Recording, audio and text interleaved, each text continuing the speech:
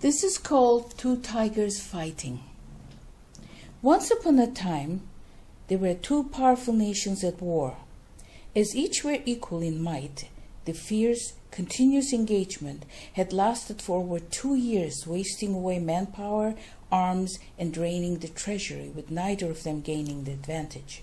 The long, drawn-out war presented certain advantages to an adjoining kingdom. The sovereign of this neighboring country was considering intervention to bolster his country's prestige and might. He called a war council and asked his ministers for their opinion. The ministers were divided. Some claimed this was an opportunity that should not be missed. Others claimed it would only draw their country into this never-ending conflict, and the losses would far outweigh any advantages. Only one junior minister, Rolton, had remained quiet on the subject. After several hours of discussion, the king, left with a serious quandary, dismissed the entire council save for Rolton. "You've abstained from voicing your opinion. Any reason for that?" the king addressed Rolton when the chamber had emptied. "Your Majesty is most discerning," Rolton began with certain eloquence. "Your Highness, if I may be so bold as to relate a short story about what had happened to me once.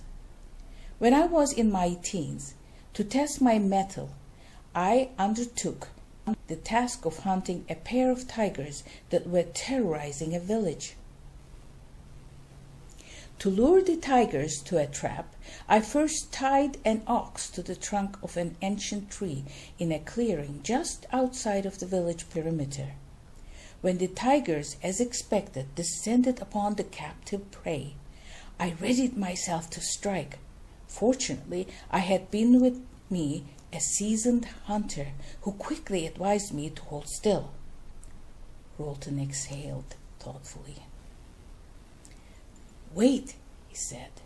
"If you confront them now, they will both attack you in unison. The beasts are just beginning to devour the ox. When they are halfway through, finding the meat rather savory, they will fall into strife as they contend for the choicest parts. After the fray, the smaller one will be bested, while the big one will suffer injury. Then you will easily finish them both and win certain fame for killing 2 tigers at once."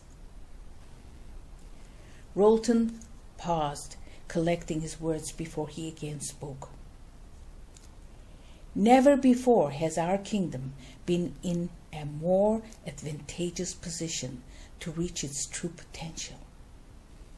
The king eyed this young recruit with an appraising smile. It was, in fact, his secret ambition to ultimately subjugate these other kingdoms under one rule, his rule. The end.